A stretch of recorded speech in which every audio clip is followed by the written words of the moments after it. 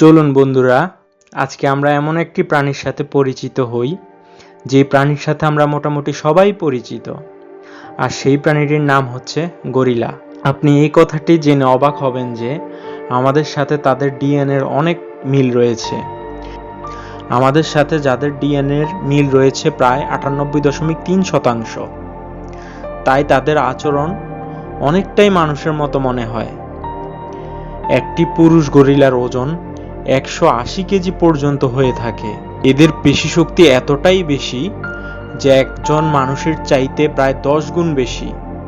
গরিলারা যখন বড় হয় তখন তাদের পিঠে রূপালী পশম আসে, এই জন্য আমরা তাদেরকে সিলভারব্যাক নামেই জানি।